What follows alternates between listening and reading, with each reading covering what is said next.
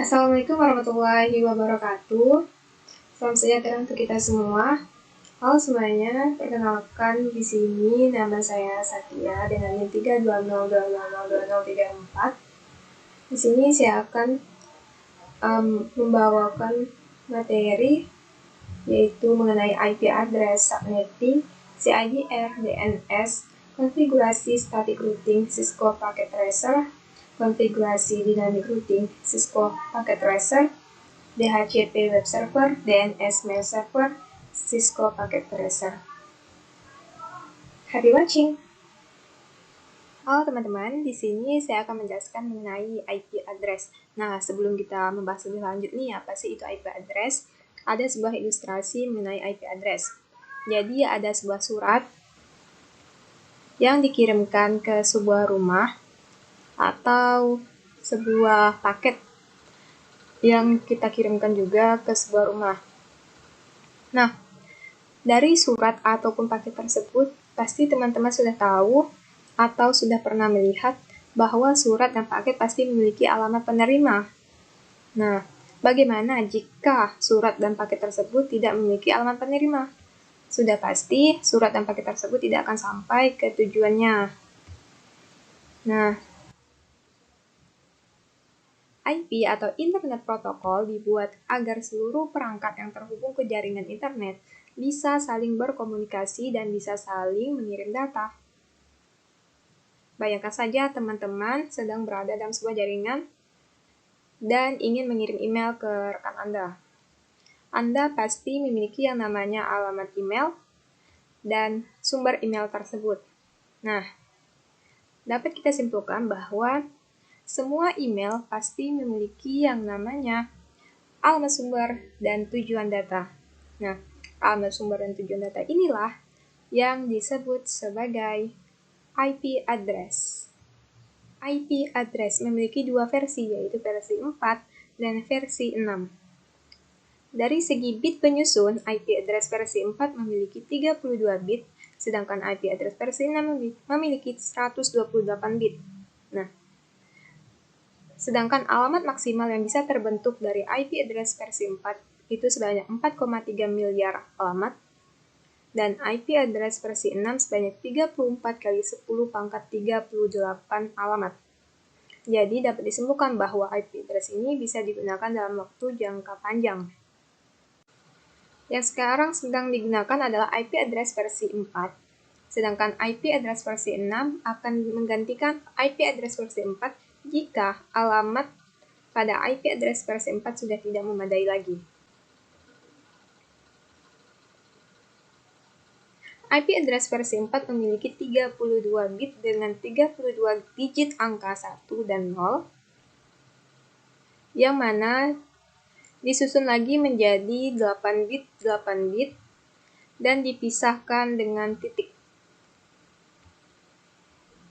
Nah, secara keseluruhan, IP address versi 4 memiliki 4 byte yang disebut juga sebagai oktet, yang mana 8 bit pertama disebut sebagai oktet pertama, 8 bit kedua sebagai oktet kedua, 8 bit ketiga dan keempat sebagai oktet ketiga dan keempat.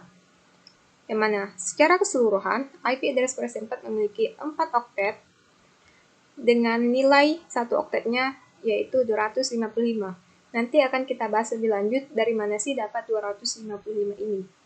Versi 4 memiliki 5 kelas, yang mana hanya 3 kelas yang digunakan. Kelas A memiliki 1 network ID dan 3 host ID, dengan maksimal alamat host 16.777.214. Kelas B memiliki 2 network ID dan 2 host ID, dengan maksimal alamat host 65.534. Kelas C memiliki 3 network ID dan 1 host ID, dengan maksimal alamat host hanya 254. Jadi, kelas C adalah kelas yang memiliki alamat host paling sedikit. Selain ketiga kelas ini, IP memiliki 2 kelas lainnya, yaitu kelas D dan kelas E. Namun tidak digunakan secara umum dan hanya digunakan untuk reserve dalam hal multicast dan eksperimen. Nah, dalam mempelajari IP address, kita harus tahu yang namanya internet, subnetwork, network ID, client atau host, dan host ID. Nah, kita akan mempelajarinya satu persatu. Sebuah network dengan network yang lain memiliki konektivitas, sehingga disebut sebagai antar jaringan atau internetwork atau disingkat sebagai internet. Dalam setiap network itu dibagi lagi menjadi jaringan-jaringan yang lebih kecil yang disebut sebagai subnetwork. Subnetwork ini pasti memiliki konektivitas juga. Setiap network dan subnetwork ini memiliki identitas yang disebut sebagai network ID.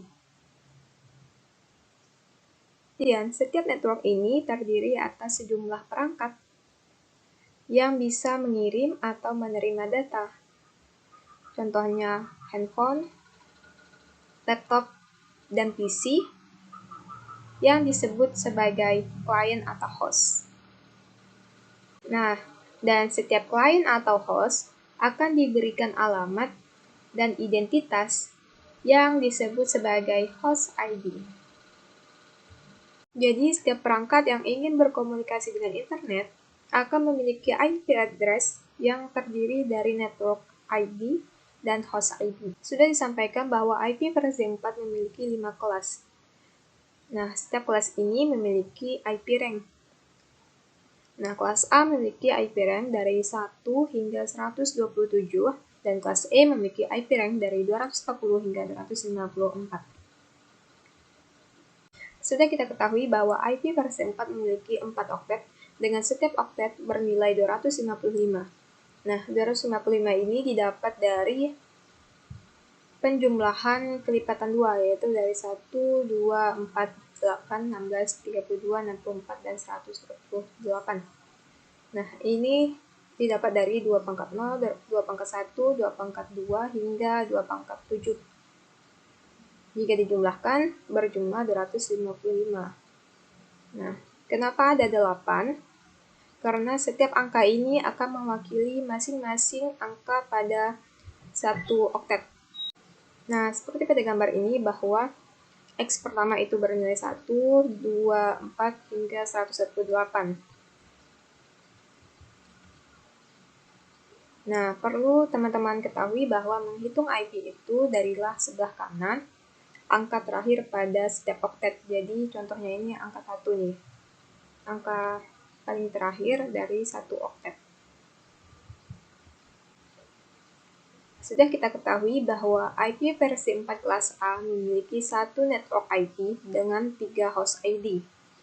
Nah, dari manakah angka 0 dan 1 ini? Mari kita lihat bagaimana angka 0 dan 1 ini di-converse. Nah, jika menggunakan perhitungan seperti ini, itu tidak efektif. Dengan itu, kita mengkonversinya menjadi seperti ini. Menghitung setiap oktet itu dari kelipatan 2. Nah, angka 1 ini berasal dari network ID yang pertama, pada oktet pertama, yang mana ini bernilai 2 pangkat 0 atau 1. Jadi kita turunkan 1. Ingat, yang dihitung hanyalah angka satunya saja. Sedangkan yang ini berada di 2 pangkat 1 atau bernilai 2. Jadi kita turunkan angka 2. Untuk menghitung yang di bawah, ada cara yang lebih mudah, yaitu kita kurangkan saja jumlah nilai dari angka 0 dengan total keseluruhan.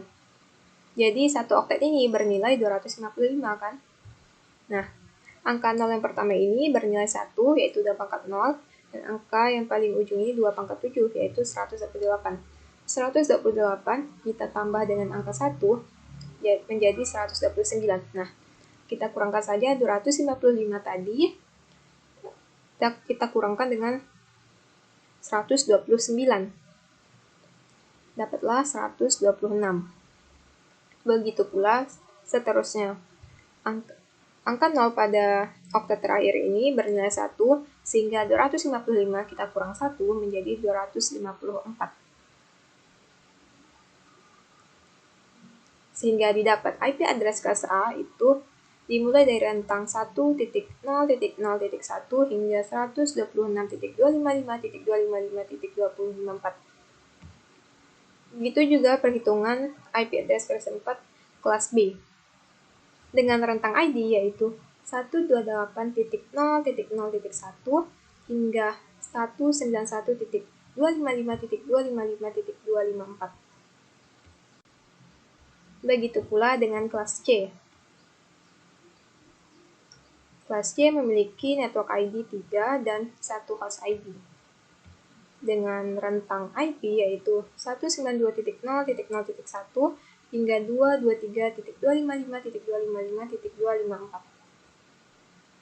Baik kelas A, B maupun C menggunakan perhitungan yang sama ya. IP private hanya digunakan pada jaringan lokal dan dapat dipergunakan secara bebas dan disesuaikan dengan kebutuhan jaringan lokal. Selanjutnya kita akan membahas mengenai subnetting dan CIDR. Subnetting digunakan untuk memecahkan sebuah alamat IP menjadi sejumlah IP yang baru.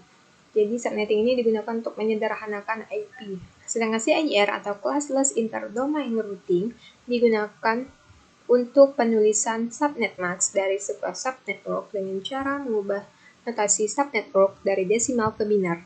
Kemudian, pada CIDR hanya menghitung jumlah total nilai binar 1 yang ada. Nah, CIDR juga bisa disebut sebagai subnetting.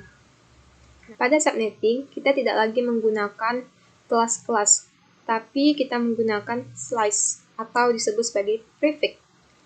Nah, slice 8, 9, 10 pada gambar ini itu disebut sebagai prefix yang juga akan menentukan IP tersebut berasal dari kelas A, B, ataupun C.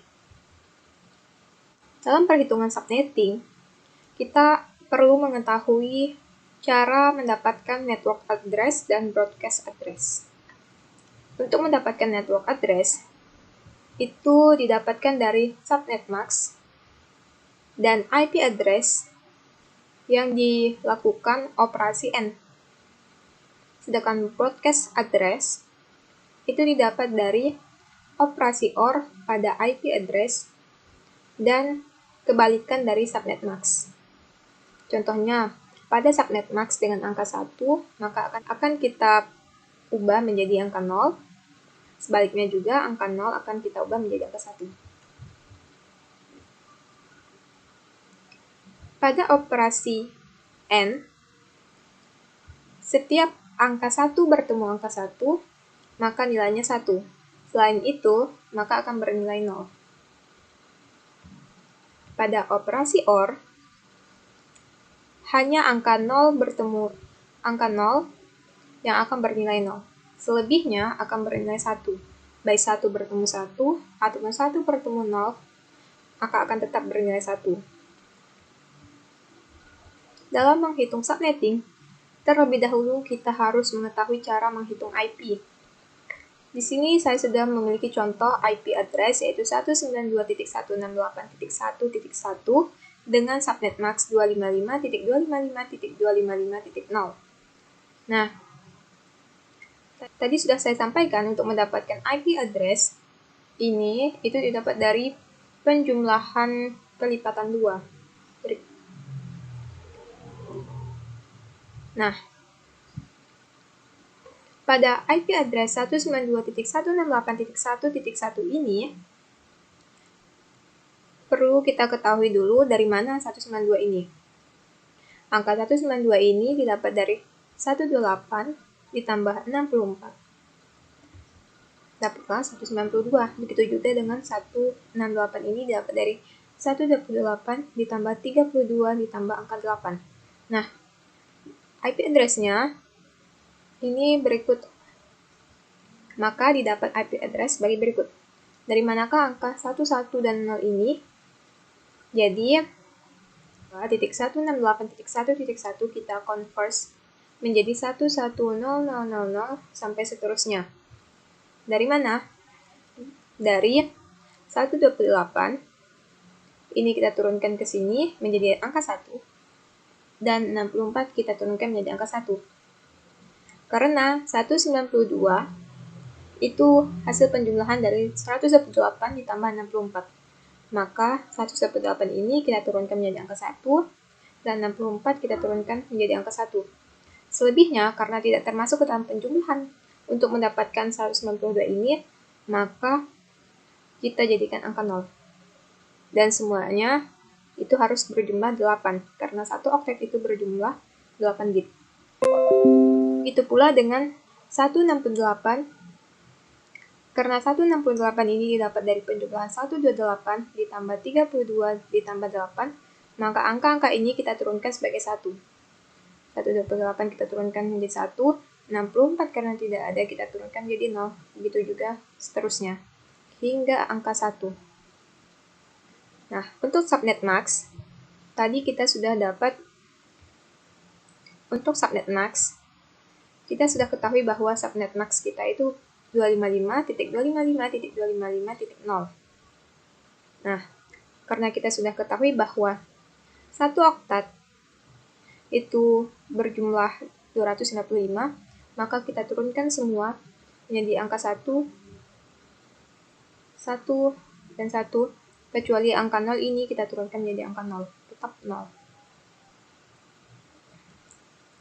Nah, untuk subnet max 255.255.255.0 ini juga sama seperti yang di atas. Karena penjumlahan semuanya ini bernilai 255, maka kita turunkan semuanya menjadi angka 1. Begitu juga angka 0, kita turunkan menjadi angka 0.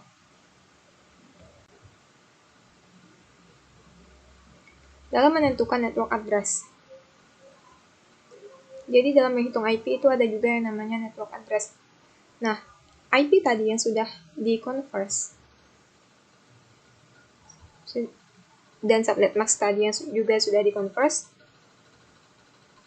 Nah, IP address dan subnet max tadi yang sudah dirubah dalam bentuk seperti ini, kita lakukan operasi AND pada IP address dan subnet max ini.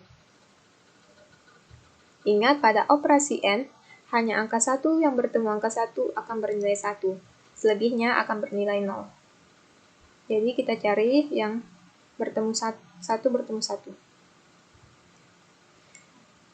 Seperti pada gambar, ketika angka 1 bertemu angka 1 akan bernilai 1, 1 bertemu 1 akan bernilai 1, sedangkan 0 bertemu 1 akan bernilai 0, begitu pula seterusnya. Dan didapatlah network address 192.168.1.0. Dari mana? Dari sini. 1, maka didapat network address 192.168.1.0 yang didapat dari sini. Jadi angka-angka ini diubah lagi menjadi 192.168.1.0. Untuk mendapatkan 192.168.1.0 ini didapat dari hasil operator AND, IP address, dan subnet max. Menentukan broadcast address. Untuk menentukan broadcast address, kita harus melakukan kebalikan dari subnet max, atau membalik nilai dari subnet max. Kita sudah memiliki IP address dan subnet max yang sama seperti tadi. Subnet max di sini kita balik, yaitu contohnya subnet max di sini kita balik dari 1 menjadi 0 dan 0 menjadi 1. Kemudian kita lakukan operasi OR pada subnet max yang sudah dibalik dengan IP address. Hasilnya, ingat, pada operasi OR yang bernilai 0 hanya ketika angka 0 bertemu angka 0. Selebihnya akan bernilai 1. Kita mulai dari sebelah kanan. Angka 1 bertemu angka 1, 1 bertemu 0, tetap 1, sampai seterusnya. Dan 0 bertemu 1 tetap 1. Tapi ketika 0 bertemu 0, maka akan menghasilkan nilai 0. Begitu pula seterusnya. Maka dapatlah hasil operasi OR tersebut sebagai berikut. dan broadcast-nya itu senilai 192.168.1.255. IP address 192.168.1.1 subnet max 255.255.0 menghasilkan broadcast dengan nilai 192.168.1.255 dan network address 192.168.1.0. Berikut cara perhitungan subnetting dengan CIDR. Di sini kita sudah memiliki subnet max dengan sekian angka. Nah, untuk mencari jumlah subnet, yaitu terdapat rumus 2 pangkat X, yang mana X tersebut adalah banyak biner yang bernilai 1 pada oktet terakhir subnet max. Jadi, oktet terakhir subnet max ini ya. Nah, sementara X-nya adalah banyak biner bernilai 1 pada oktet terakhir. Sedangkan di sini tidak memiliki angka 1 pada oktet terakhir. Dengan demikian, 2 pangkat X sama dengan 2 pangkat 0, yaitu 1. Kemudian kita mencari jumlah host per subnet, yaitu dengan rumus 2 pangkat Y dikurang 2. Y adalah biner bernilai 0 pada oktet terakhir pada subnet max.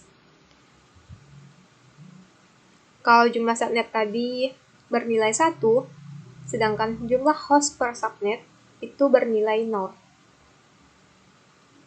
Angka 0 pada oktet terakhir itu berjumlah 8, sehingga 2 pangkat 8 dikurang 2 sama dengan 254 host. Jadi, dari subnet max sekian menghasilkan 1 buah subnet dan 254 host. Kemudian kita mencari blok subnet. 256, yaitu 2 pangkat 8, dikurang nilai oktet terakhir. Nilai oktet terakhir di sini yaitu 0, jadi 256 dikurang 0 sama dengan 256. Nah, dari 254 host ini, jika kita hanya menggunakan 4 host, maka 250 host ini akan tidak terpakai.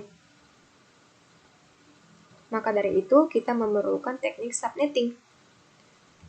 Sehingga, dari 254 host ini yang dihasilkan dari IP address 192.168.1.0 bisa digunakan secara efisien dan meminimalkan terjadinya IP yang tidak terpakai. Kali ini kita akan membuat tugas di static routing. Borneo untuk yang ketiga ini, yaitu Silakan dengan tambahkan membuat 2 microblog buah PC yang mana temanya itu dan 2 isu buah kontemporer laptop. ketahanan keluarga. Nah, mungkin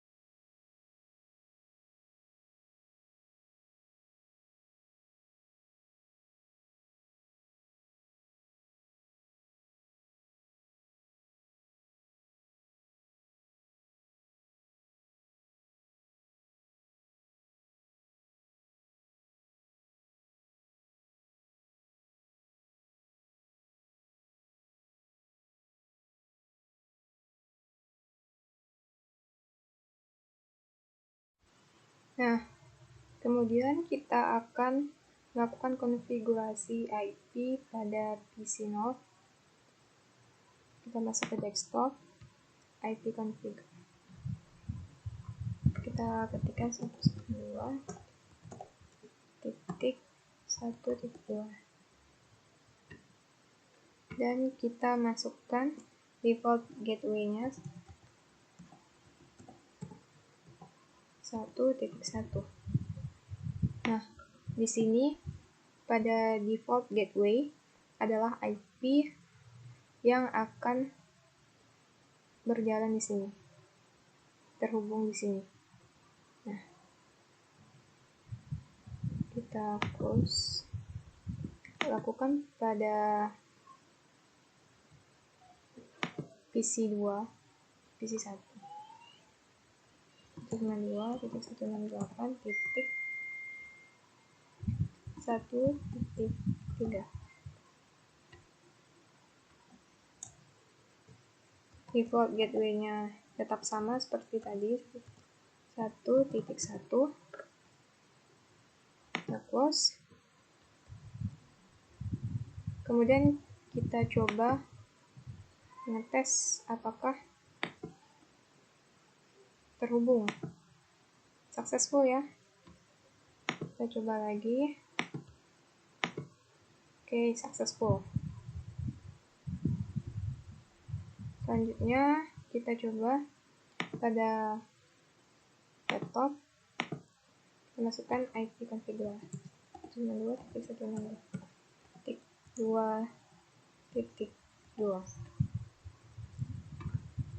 Default gateway-nya 192.168.2.1. Kita close pada laptop 1.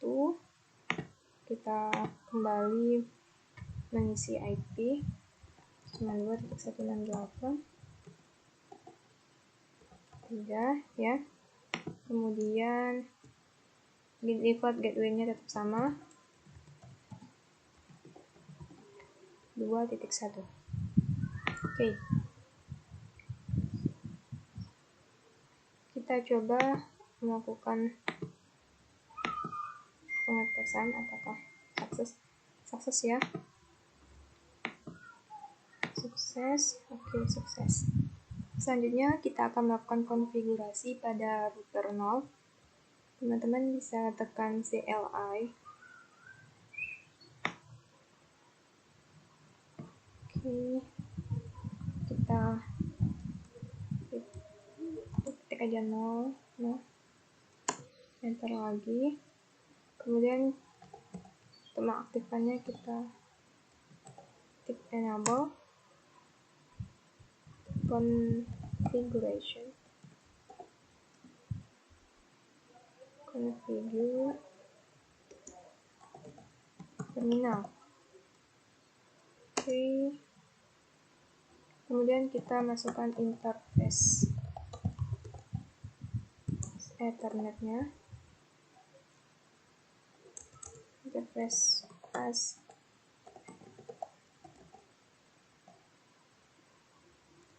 tadi 0/0. Oke. Kemudian kita masukkan IP address, yaitu 192.168.1.1 ya tadi pada router 0. Kita masukkan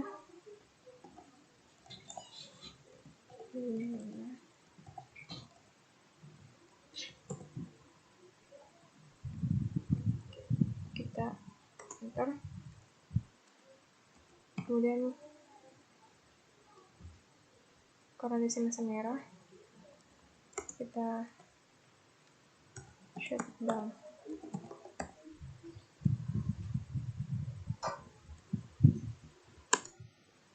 Oke. Bentar saja, kita exit. Kita keluar ya. Oke. Keluarkan.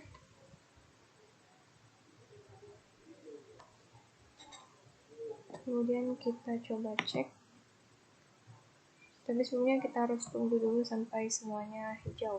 Sudah hijau, kita coba mengetes apakah sukses. Ya, sukses ya. Oke, sukses. Itu artinya PC dan router sudah terhubung. Kemudian kita lakukan hal yang sama pada router 1, sama seperti saat kita mengkonfigurasi pada router 0. Ketik 0.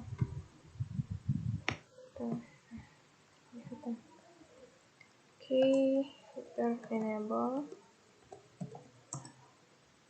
Terus kita configure terminal. Lalu kita masukkan interface flash Ethernet. Tadi 0/0. Masukkan IP address 192.168.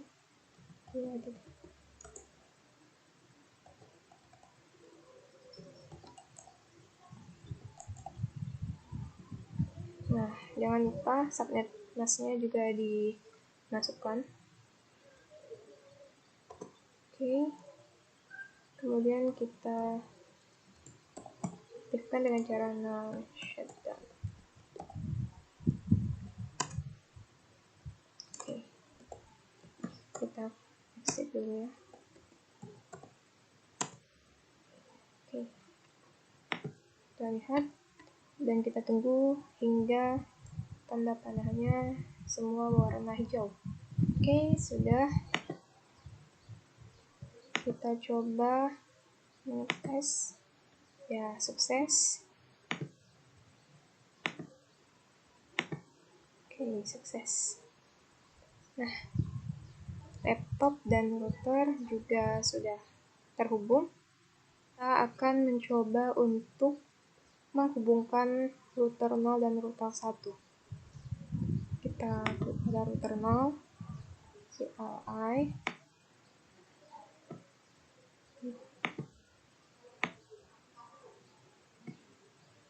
Oke.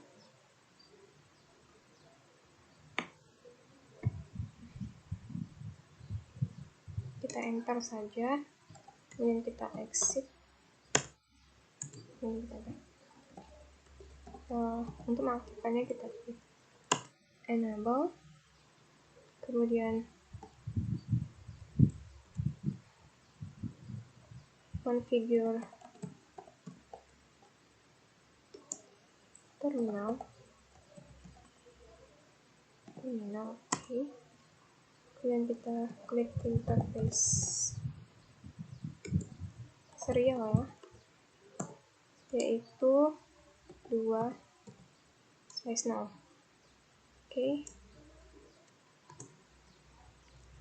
Kemudian kita masukkan IP address-nya, yaitu 192.168 tadi .3.1, dan subnet max-nya 255.0. Oke. Kemudian kita masukkan clock rate, yaitu 64.000. Oke. Dan kita shutdown.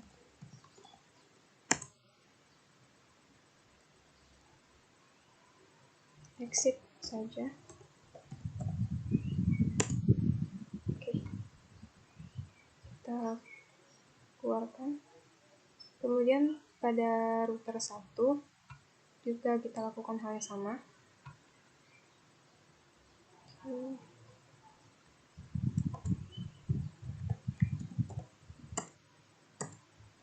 Enable, kemudian kita ketikkan configure terminal, interface serial 2/0 ya. Kemudian kita masukkan IP address-nya 192.168.3.2 ya. Oke, dengan subnet mask 255.255. Oke. Kemudian kita masukkan clock rate-nya, yaitu sama 64.000. Oke, kita klik now shutdown. Oke.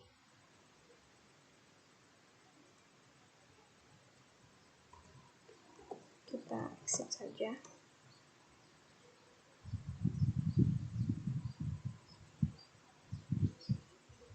Oke, udah ya.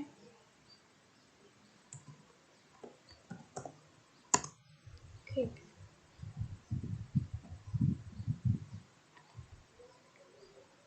Oke, kemudian kita lakukan pengecekan ya dari router 0 ke router 1. Oke, sukses. Kemudian kita lakukan sebaliknya. Nah, sukses juga ya. Tapi jika kita lakukan dari PC 1 ke router, maka dia fail. Kita coba sebaliknya juga. Nah, fail juga. Kita akan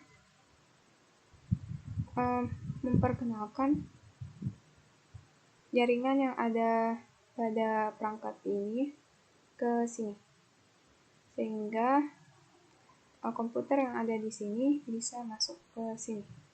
Oke, kita masuk ke router dulu.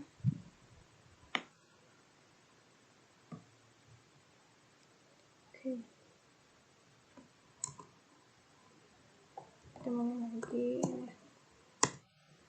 Kemudian kita configure terminal. Kemudian kita masukkan IP root-nya ya. IP root.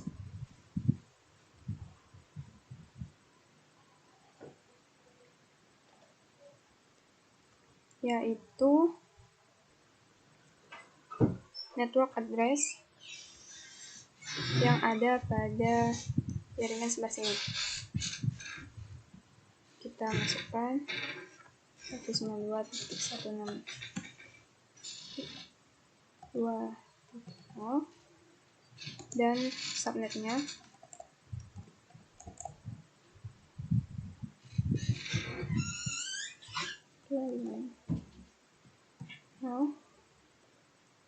kemudian kita masukkan IP yang ada pada router 1, itu 192.3.2 ya. Oke, sudah. Kemudian kita exit saja karena cukup seperti ini. Oke,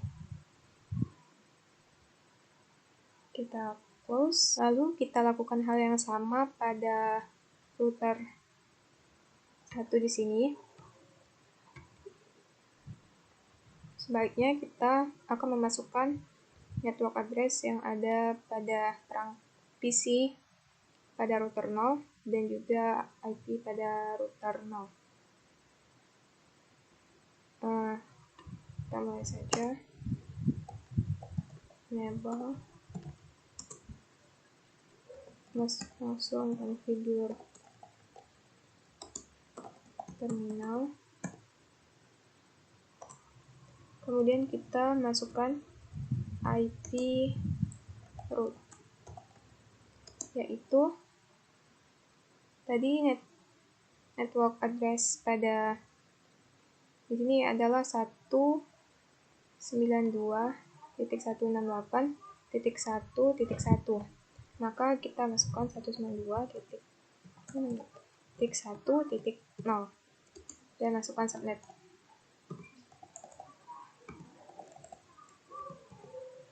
Kemudian kita masukkan IP yang ada di root 0, yaitu 192.3.1. Oke, kita langsung exit saja. Nah, kita coba pengecekan dari PC ini ke router. Successful ya. Dari PC 1 ke router 1 successful juga. Kita coba dari laptop 0 ke router 0. Oke, successful. Kita coba lagi dari laptop 1 ke router 0. Oke, successful. Kemudian kita coba antar perangkat yaitu PC ke laptop. Successful. Dari PC 0 ke laptop 1 juga successful. Oke, kira-kira sampai di sini saja, karena beginilah gambaran dari static routing. Selanjutnya kita akan membahas mengenai dynamic routing. Kita akan lanjut membuat dynamic routing. Nah, di sini kita akan membuat beberapa jaringan.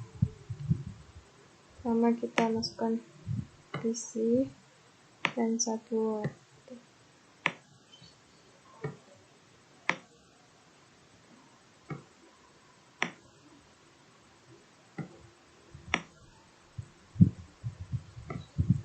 Oke, kita ganti menjadi PC Sambas, laptop Sambas.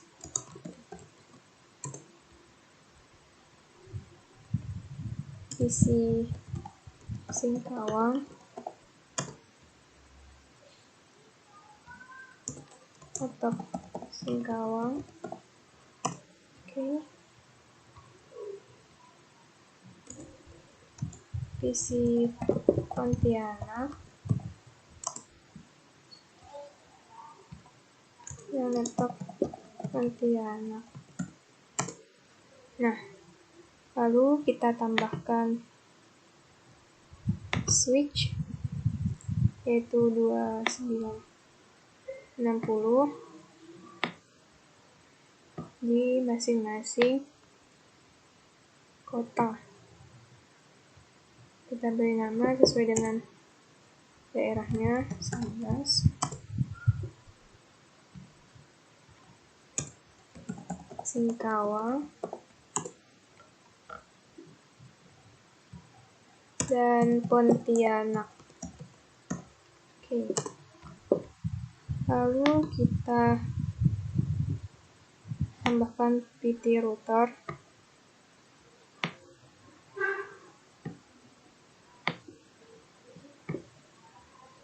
Dan kita beri nama Sambas, Singkawang, dan Pontianak. Oke. Nah,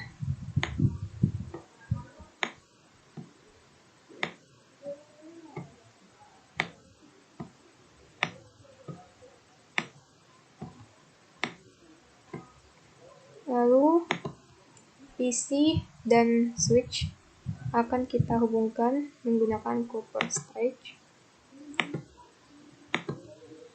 plus Ethernet 2.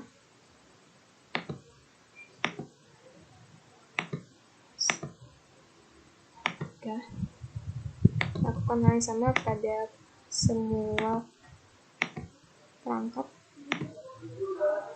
atau komputer.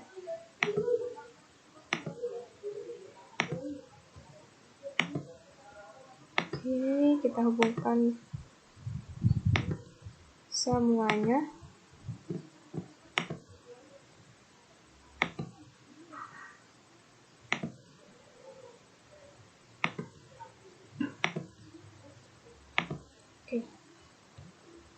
Lalu lakukan yang sama dari switch ke router. Pilih fast Ethernet 1, lalu fast Ethernet 00.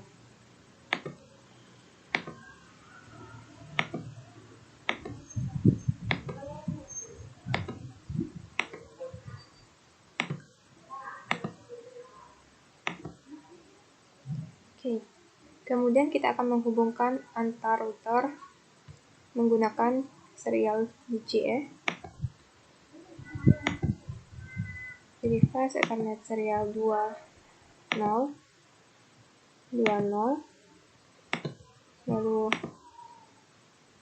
30 ke 20. Oke, kira-kira beginilah gambaran dari dynamic routing. Akan mencoba untuk memberikan IP pada PC dan laptop seperti biasa pada IP configuration. Di sini 10, 1.2 ya. Kita beri sampai mas.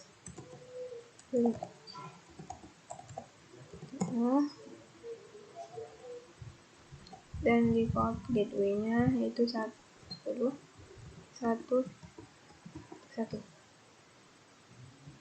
Oke, kita close. Lakukan pada laptop 19, 10, 3, 25.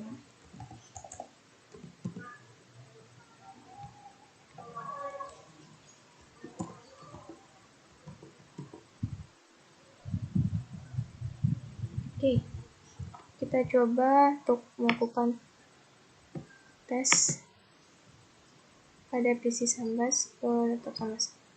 Oke, successful. Kita lakukan sebaliknya. Jangan lupa ya teman-teman, setiap selesai melakukan pengisian IP pada tiap komputer, itu langsung dilakukan pengecekan. Kita lakukan konfigurasi IP pada PC Singkawang itu 10.3.2. Titik 3.1.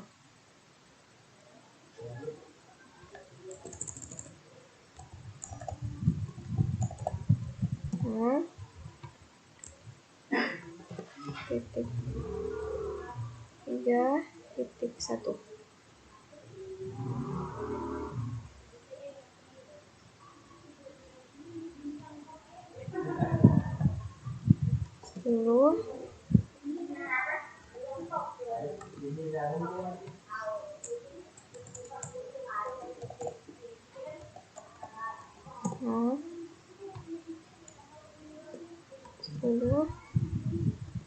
Oke,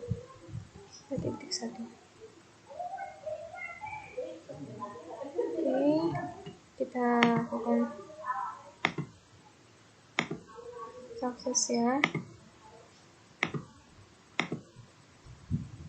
Oke, sukses juga. Kita lakukan pada PC Pontianak. Terus dulu cek 1.5.5.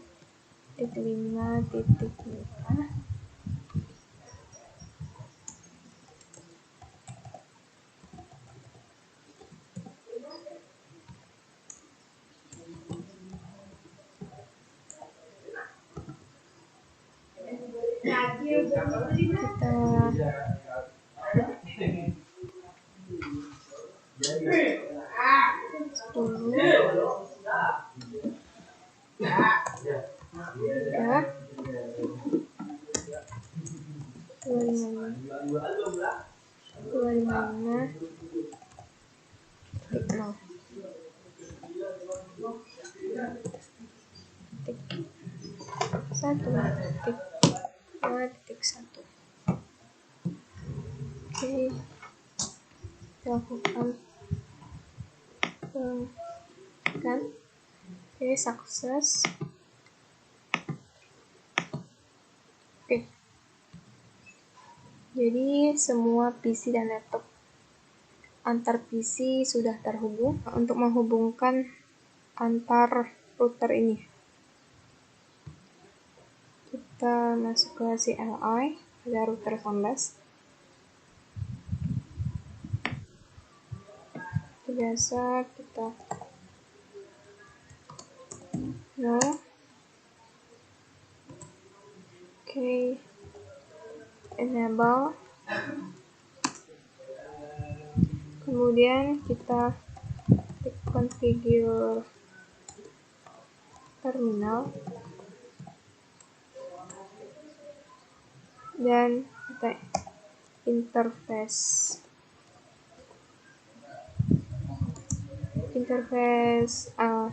fast Ethernet ya.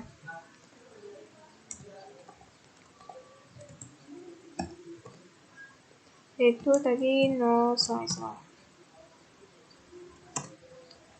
Lalu kita masukkan IP address-nya, yaitu tadi 10.1.1.1 ya, dengan subnetnya dan titik. Nah, oke. Kemudian kita shut. Nah, lalu kita akan menghubungkan antara dari sini ke sini tuh dengan cara kita saja exit dulu, lalu kita masukkan interface serial. Nah, ini serialnya 2 slice. Nah, oke, kita masukkan IP address-nya, yaitu 10.1.2.2 dan subnetnya 0. Kita enter, lalu kita masukkan clock rate-nya yaitu 64.000 dan kita masukkan bandwidth yaitu 2048 bandwidth. Oke, langsung kita shut down. Oke.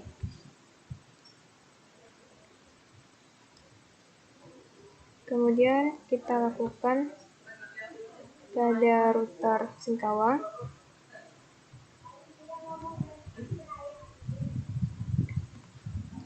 Now,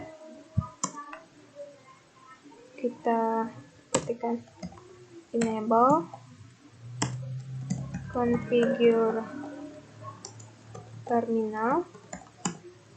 Oke, kita interface fast Ethernet yaitu 0/0 ya. Oke, kemudian kita masukkan IP address-nya, yaitu IP address yang ada pada router Singkawang 10.1.3.1 yang subnet .0. Enter, lalu shutdown.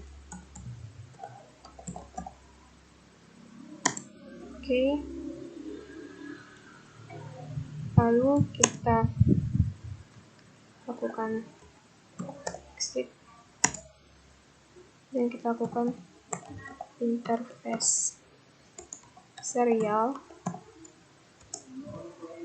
yaitu untuk menghubungkan router Singkawang ke router Sambas.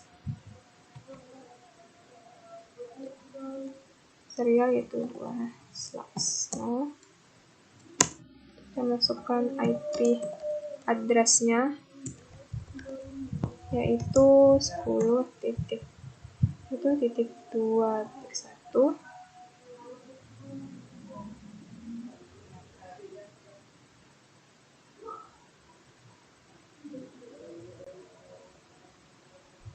Oke, betul. Kemudian subnetnya 255.255.0. Oke.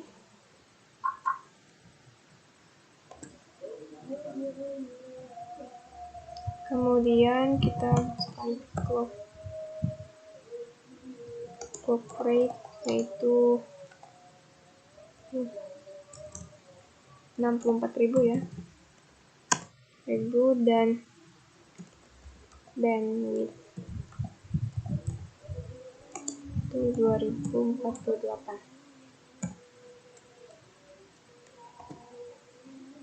Kita scanner shutdown. Oke.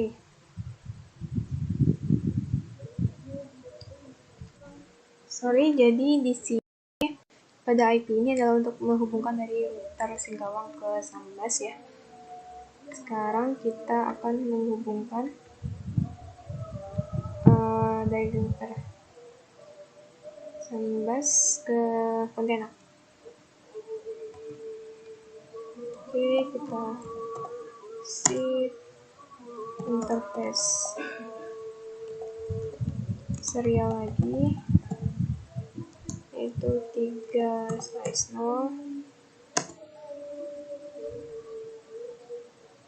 Kemudian kita masukkan IP address-nya yaitu 10.1.4.1 dan subnetnya jangan lupa. Oke.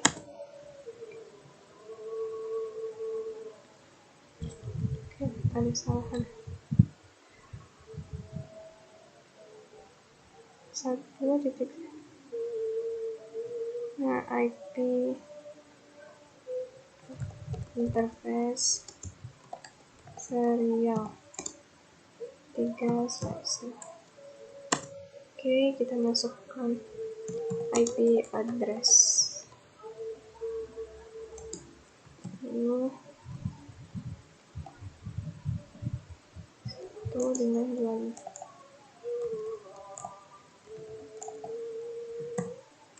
Oke, kemudian kita masukkan clock rate yaitu 64.000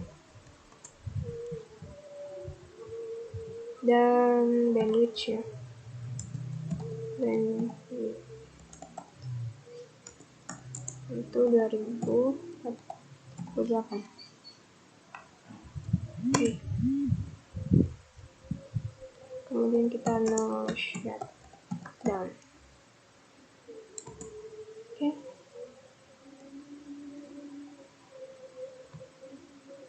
Kita close.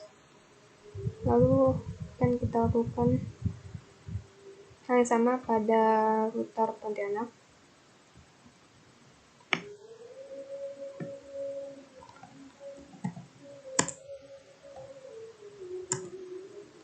Enable.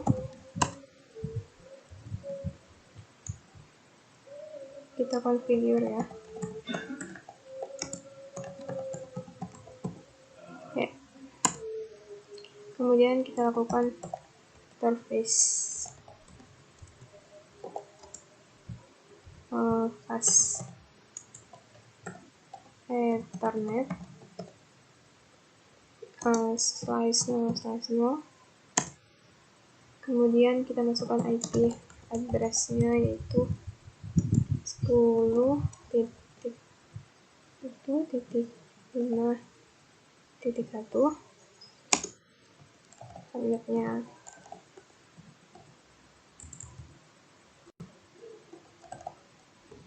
oke. Kemudian kita no shutdown.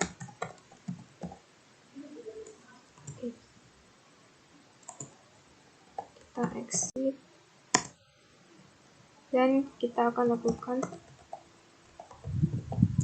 interface serial untuk menghubungkan PC Pontianak ke PC Singkawang, yaitu 2/0.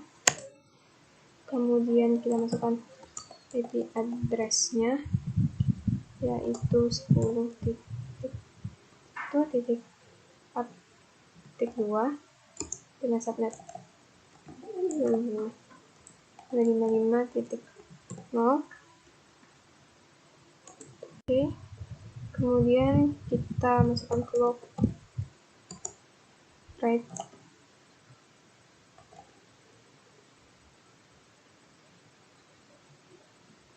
ke 64.000 dan bandwidth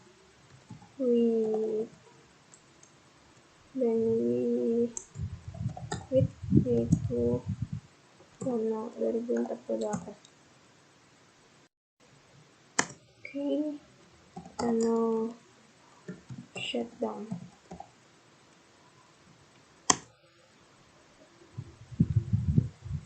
Kita akan coba melakukan pengecekan apakah router sudah terhubung.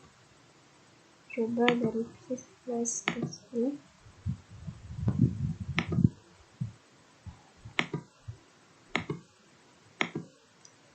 Sukses.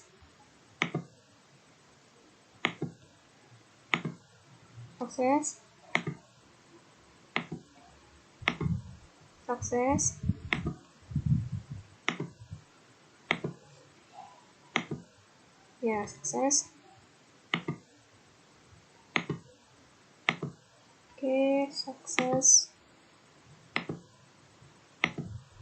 Oke, kemudian kita coba dari router Sambas ke Singkawang.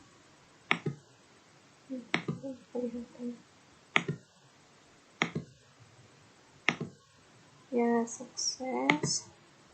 Dari Singkawang ke Pontianak. Nah, sekarang kita coba dari Pontianak ke Sambas. Ya, tidak terhubung ya, karena belum kita konfigurasi. Kita coba dari Sambas ke Pontianak, juga tidak terhubung. Atau kita coba dari Sambas ke PC Pontianak, ya, tidak terhubung. Begitu pula sebaliknya, ya, tidak terhubung. Untuk menghubungkan dari router Sambas ke Pontianak, begitupun sebaliknya, kita akan melakukan konfigurasi lagi. Kita klik CLI,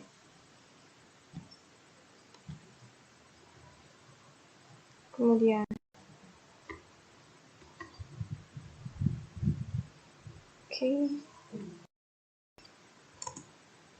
Oke, kita klik enable seperti biasa, kemudian configure terminal ya.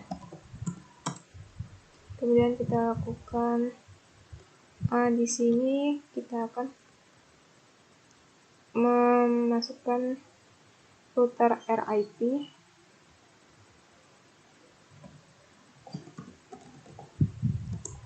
Jadi router RIP di sini memiliki dua versi, yaitu versi 1 dan versi 2.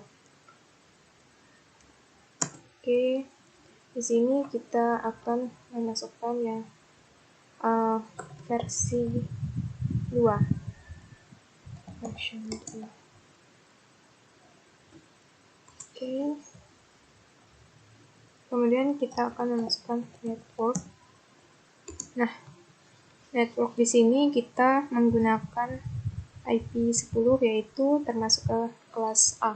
Jadi networknya adalah 10. Nah, oke. Kita klik no auto summary.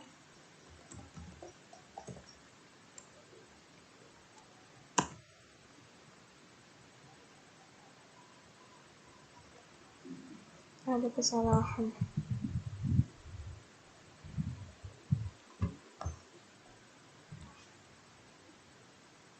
Coba lagi. Auto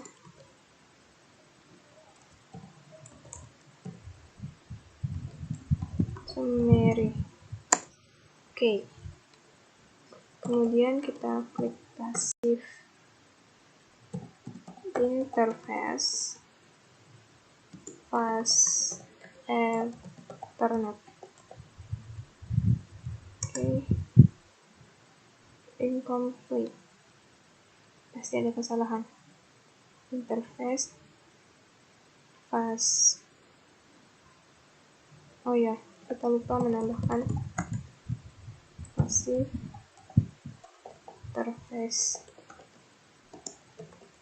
fast Ethernet. Tadi dia adalah 0/0. Oke. Sampai di sini. Kemudian kita lakukan hal yang sama pada router Singkawang.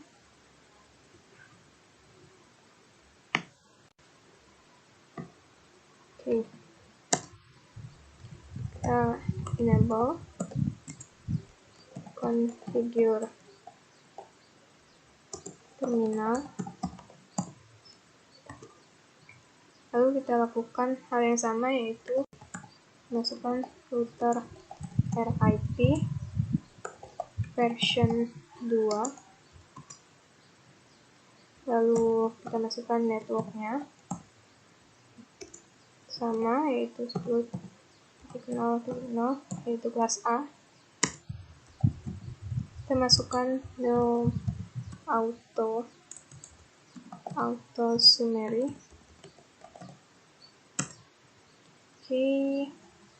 Kita masukkan passive interface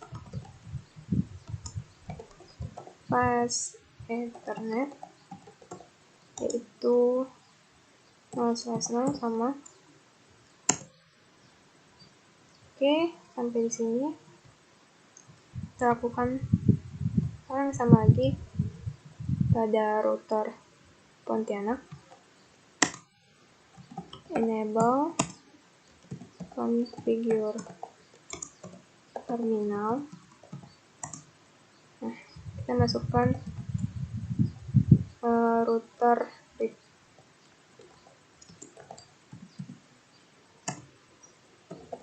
Yang version 2.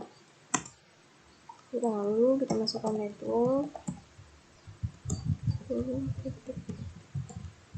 Oke. Dan jangan lupa auto summary-nya. Oke. Lalu kita masukkan passive interface fast Ethernet 0/0. Oke. Sampai di sini. Kita akan mencoba pengecekan dari router Sambas ke Pontianak. Pontianak ke Sambas successful. Begitu pula sebaliknya. Oke, successful. Kita coba dari PC Sambas ke Singkawang successful. Kita coba lagi dari Singkawang ke Sambas. Oke, successful. Kita coba lagi dari router Sambas ke router Pontianak. Oke, successful. Kita coba dari router Pontianak ke router Sambas. Oke, successful. Kita coba dari ini ke sini. Oke, sukses ya. Nah, beginilah gambaran dari dynamic routing. Teman-teman nanti bisa menambahkan lagi satu jaringan, satu router, dan beberapa PC. Lalu nanti bisa teman-teman hubungkan di sini saja. Nah, baik teman-teman, di sini saya akan menjelaskan bagaimana cara kita membuat DHCP server. Pertama, masukkan saja 3 buah PC.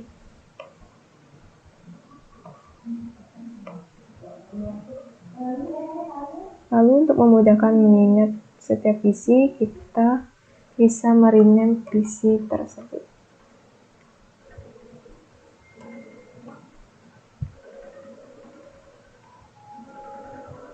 Open saja. Oke. Kemudian kita masukkan switch buah dan kita hubungkan dengan kabel copper.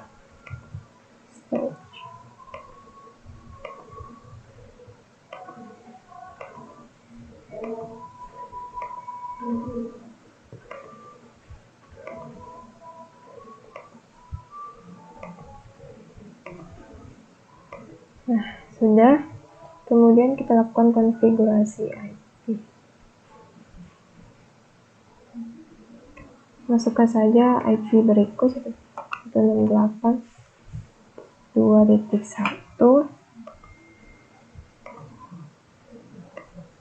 Kemudian begitu pula dengan PC kedua dan ketiga.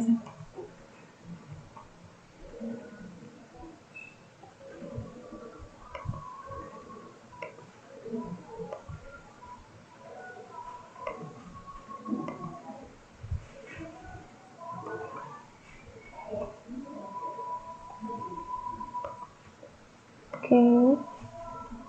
Nah, sudah tandanya hijau ya. Kemudian untuk membuktikan apakah PC 1, 2, dan 3 sudah terhubung, kita lakukan command untuk mengecek, untuk mengeting ya. Ketik saja P192 titik IP pada PC 2 ya, 98.2.2. Coba ping apply ya. Ini artinya sudah terhubung. Nah, kemudian kita masukkan satu buah server nih untuk membuat DHCP-nya. Kita ubah namanya menjadi DHCP server.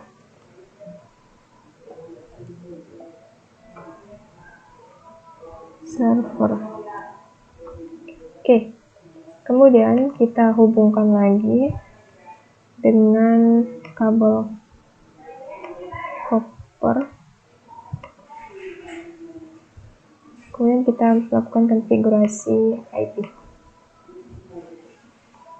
192.168.2.22. Kemudian kita buka service. Nah, kita buka DHCP. Klik on pada DHCP. Kemudian kita bagikan sal IP-nya itu 11. Nah, save aja. Lalu maksimum usernya itu 10. Save. Kurangkan aja. Nah, DHCP server ini bertujuan untuk membagikan IP secara otomatis kepada setiap PC yang ada. Kemudian kita cek apakah IP pada DHCP server itu terhubung ke PC yang lain. Kita comping yaitu 92.168. Ini IP pada DHCP server tadi ya. Apply, oke, itu artinya PC dan DHCP server terhubung. Kemudian kita akan melakukan konfigurasi IP DHCP. Klik saja pada DHCP, maka IP akan secara otomatis menyesuaikan pada IP DHCP. Lakukan pada PC kedua dan ketiga. Nah, otomatis menjadi 12.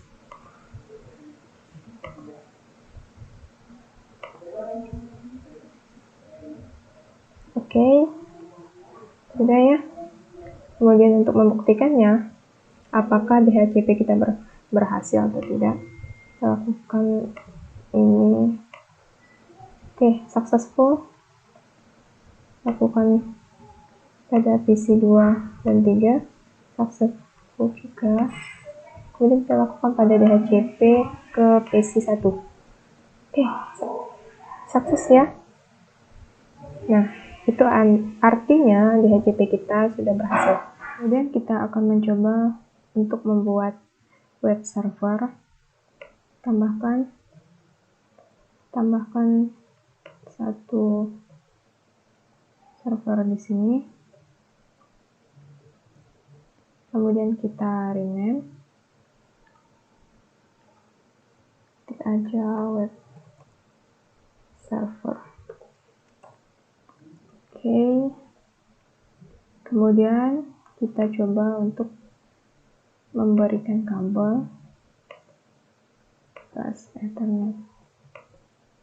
Nah, nggak ada ya, nggak ada fast Ethernetnya. Jadi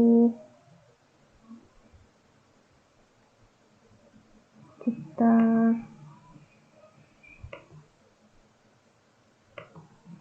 lakukan dulu ke switch-nya, buka switch, kemudian matikan dulu, kita off-kan dulu, dan kita buang kedua ini. Oke. Kemudian kita tambahkan ke semua port yang ada.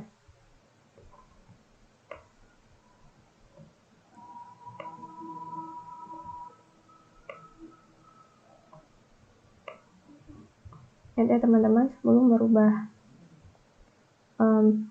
device-nya, teman-teman harus mematikan terlebih dahulu switch-nya.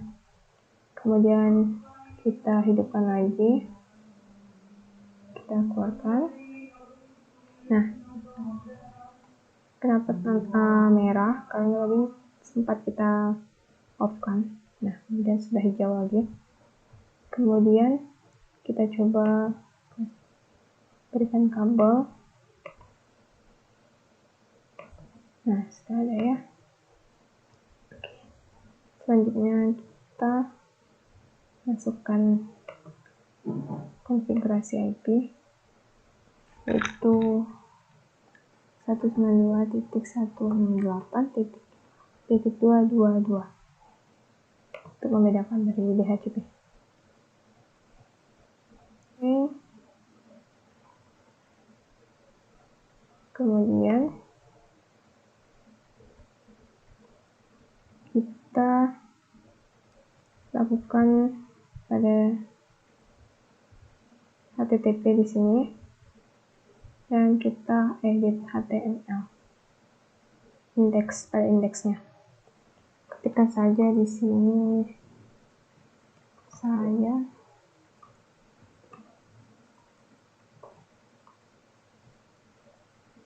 senang. Kemudian kita save.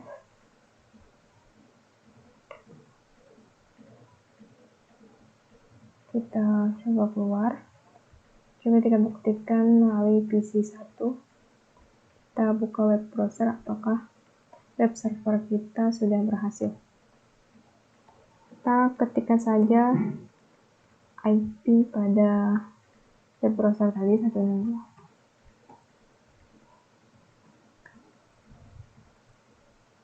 Oke, sudah berhasil ya. Buktinya kata yang kita ketikkan tadi sudah muncul di sini. Baik, jadi web server juga sudah selesai. Selanjutnya kita akan memasuki DNS server. Pertama, masukkan dulu server. Yang ketiga, kita rubah saja menjadi DNS server. Kemudian kita hubungkan dengan kabel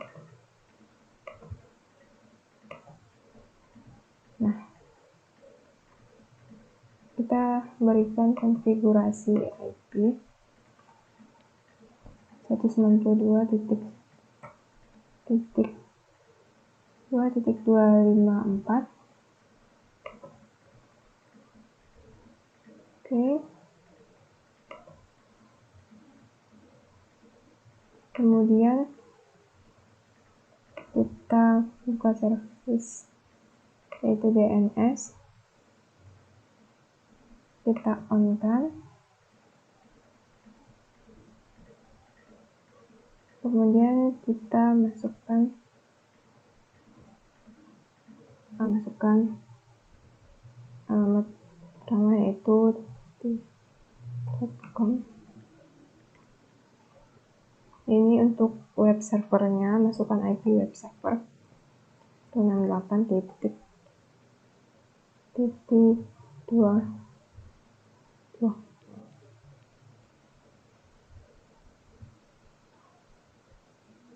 Kita masukkan lagi untuk yang DHCP.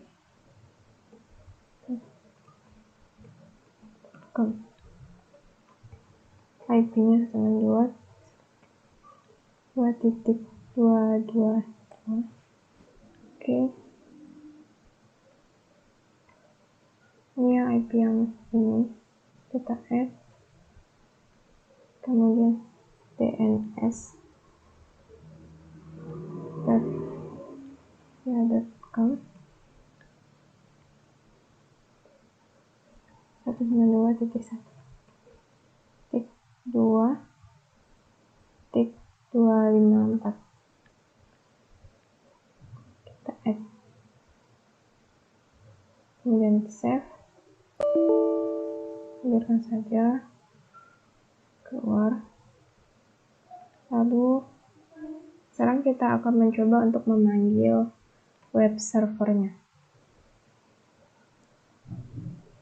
Masukkan alamat web server tadi, www.dia.com. Nah, tidak berjalan ya, karena memang demikian. Langkah selanjutnya adalah kita masuk ke DHCP. Kenapa tadi DNS-nya atau web servernya itu tidak berjalan? Karena pada DHCP ini tidak terhubung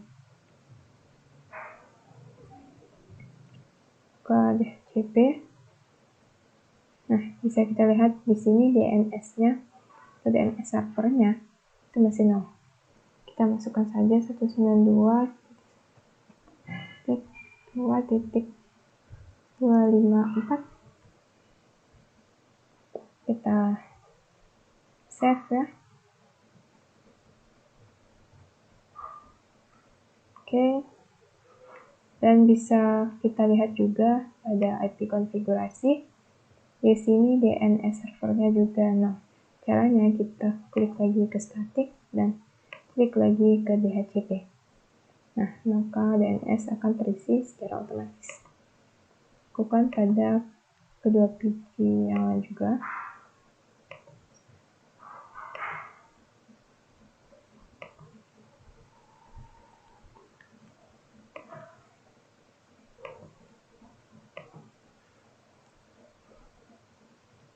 Oke, ini sudah selesai. Kita coba kembali untuk mengecek web servernya, alamat webnya ya. Ketikkan alamat webnya yaitu dia.com. Nah, sudah ya. Itu artinya web servernya sudah berhasil terpanggil.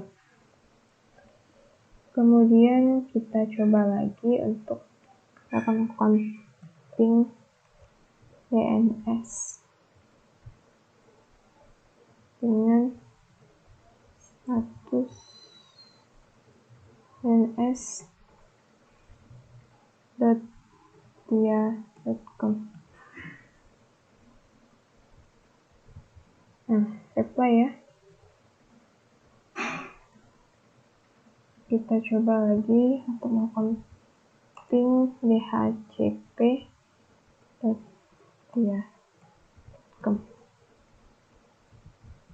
Nah, sudah terhubung.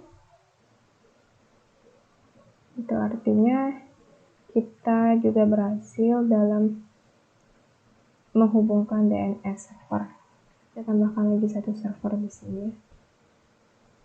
Kita rename menjadi mail server.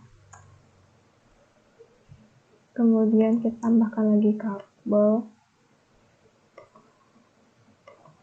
Kita hubungkan. Oke. Dan kita lakukan konfigurasi IP 192.2.100. Lalu kita buka service dan email. Nah, di sini kita tambahkan alamat email kita, yaitu dia.com. Set aja. User pertama itu pg1 dengan password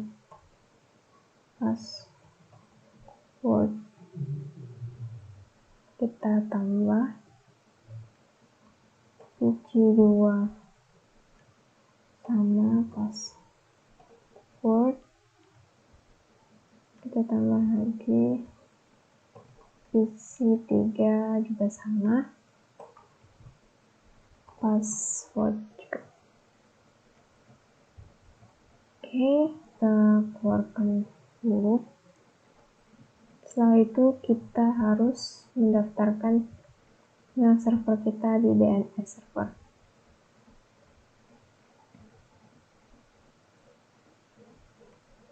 Ke DNS kita tambahkan mail.com.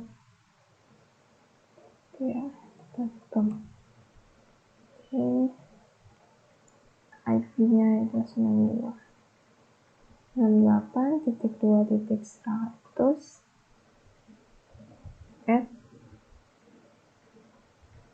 save. Oke, keluarkan saja. Nah,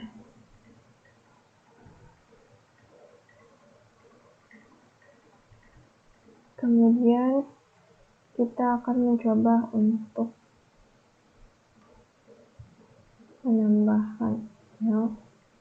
Kita masuk ke PC1 dengan email address yaitu pc1@dia.com. Kita mail servernya mail.dia.com. Kita kopikan saja. Nah, username ini PC tadi dan masukkan passwordnya. Oke, kita save. Lakukan pada PC kedua dan ketiga. PC 2.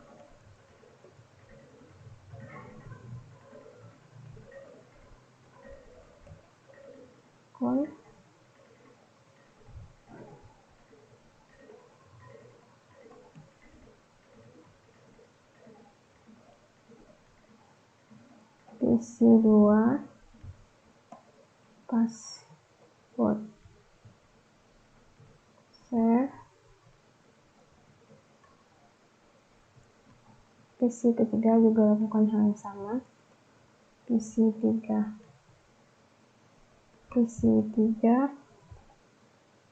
dia.com. Kita kopikan saja alamat email kita. Jadi kita masukkan PC3 dan password. Oke, kita save. Nah, sudah ya semuanya. Kita coba untuk mengirim email dari PC. Kita masukkan alamat PC1 welcome dengan subjek uji email. Hi PC. Salah. Kita kirim ke PC2. Hi PC2.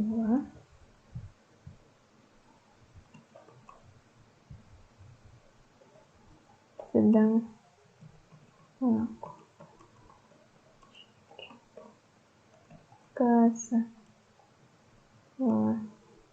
PC. Salam PC1.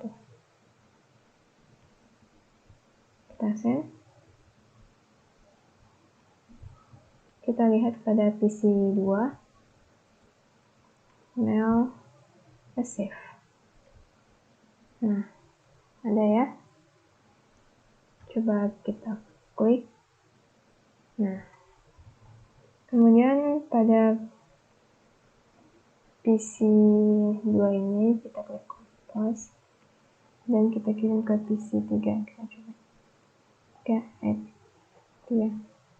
come menerima. Hai PC3.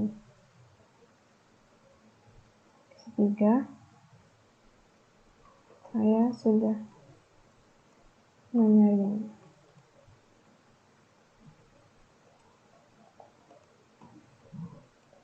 Satu. Dan PC2. PC3. Kemudian kita send. Dan ini kita reply. Kita ketikkan yaitu saya sudah berhasil menerima mail dari PC1. Oke, kita keluarkan. Kita buka dari PC1 juga. Nah, ada dari PC2. Nah, coba lihat email yang dikirim dari PC2. Nah, sudah ya. Itu artinya mail server kita juga sudah berhasil.